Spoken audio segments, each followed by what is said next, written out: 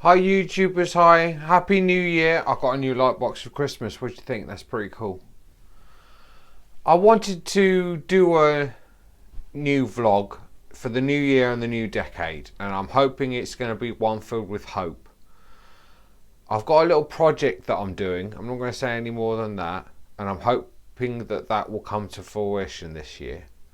Last year was a terrible year. It was a terrible year for the trans community. The media was still on our backs. The GRA is not resolved. And as we enter 2020 and the new decade, those are still the same questions that bug the community. Now, I'm hoping that this year will be a one of transformation, and this decade will be one of transformation. But it is all in the future, and we can't be sure what's going to happen. This decade could be very much the same as the last decade, or there could be radical shifts, or it could be conservative all the way. We don't know, but I'm filled with hope, and I'm hoping that for the community it'll be a good new decade and new year. So I hope you all had a good Christmas, whatever you were doing, whether you were with friends or family. I spent it with family and friends, and I was a bit miffed about New Year's Eve. I spent it on my own. It was a time of much reflection, much soul searching, much thought, and thinking about this project and the things that are going to happen in the years to come, and where I am now here at 43. It's an interesting moment in my life, and it's an interesting moment for the community. And as I say, I'm filled with hope. I was hoping to have an interesting new year. I was hoping to have friends and family around, but that didn't happen. And in the end, my partner couldn't stay until late into the new morning because she couldn't get a taxi home till 2, so she had to go home at 10:30. So I spent it on my own. But as I say, it was very reflective.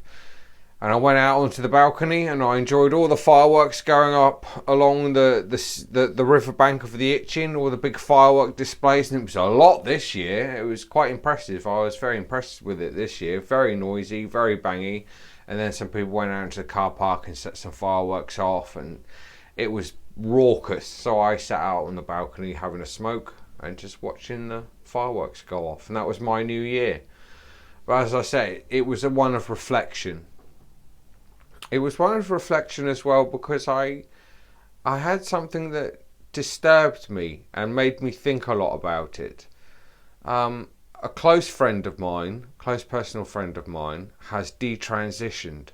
I'm going to do a vlog on it about how I feel about it and the emotions I went through, but this came up over Christmas, this detransition story. And it made me think of my detransition back in 2007 until 2012. And I felt pain for them. And it was like someone had died.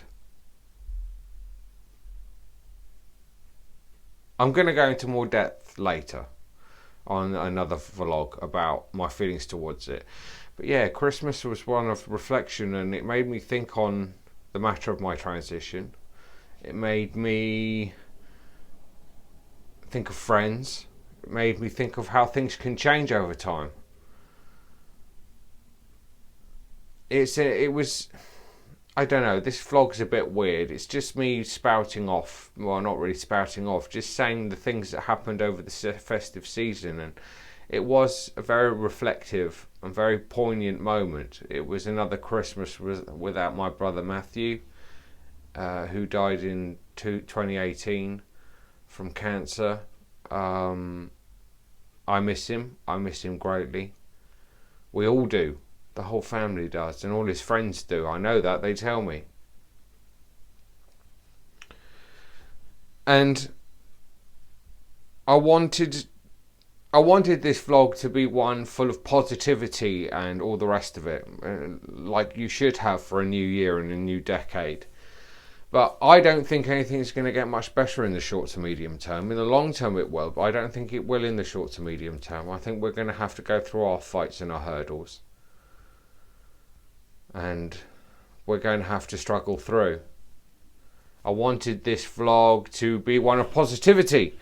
But as I say, my festive period was one of reflection, so I'm still in that mood. I'm reflecting on how far I've come. As I say, this project I've got planned, and the fact that there are people here who I love who aren't with me anymore. And that's upsetting. But I am positive for a new decade. More so than the year. The year I'm positive about because of the project I've got coming, but I'm more positive about the decade. I'm hoping this decade will be one of change and revigoration. So I'm sorry if you were hoping to find me a bit more. Is that gone out?